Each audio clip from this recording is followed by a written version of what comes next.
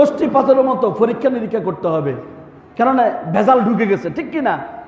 ভেজাল ঢুকে গেছে, কোনটা হক পীর কোনটা না হক পীর, কোনটা সত্য কোনটা মিথ্যা পীর, এটা তো আমরা অনেকেই দিশাহারা হয়ে যায়, ঠিক কিনা?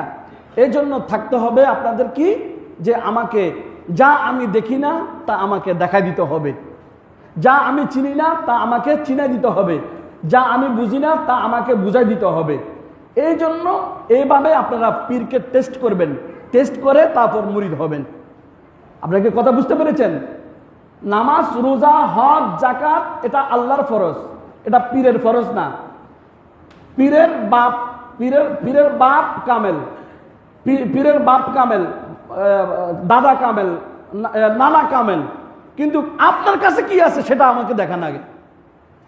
আপনার দাদা কামেল মুকাম্মেল, আপনার নানা মুকাম্মেল, আপনার বড় দাদা মুকাম্মেল, হ্যাঁ, আপনার তাদেরকে দোহা দিয়ে আপনি চলতে পারবেন, কিন্তু আমার তো আল্লাহর দোহা দিয়ে চলতে হবে।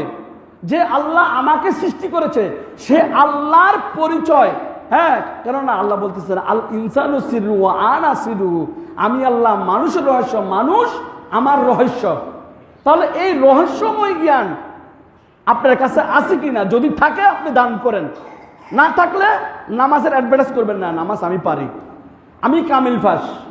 কোনো পিসাবের কাছে যদি যাই যে বাবা আমি আপনার কাছে মুরিদ হতে চাই, তো বাবা বলতেছে তুমি 5 ওয়াক্ত নামাজ পড়ো। একজন কামেল ফাঁস মৌলবী নামাজ ছাড়া কি কামেল হয়েছে? কথা বলেন। তা আমার পরামর্শ থাকবে নামাজ শিক্ষার জন্য, নামাজ পড়ার জন্য একটা একটা নামাজ শিক্ষার বই কিনে নেবেন। একটা নামাজ শিক্ষার বই যথেষ্ট, ওই নামাজ শিক্ষা আপনি শিখলে এনাফ। মসজিদের ইমাম সাহেব আছে, ওনার কাছ থেকে নামাজ শিখবেন। মুক্তবের হুজুর আছে, তার কাছ থেকে নামাজ শিখবেন। নামাজ শিখার জন্য পীরের কাছে যাবেন কেন? পীরের কাছে যাবেন যা আমি দেখি না, যা আমি চিনি না, যা আমি বুঝি না তা জানার জন্য, তা বুঝার জন্য। বলি সুবহানাল্লাহ।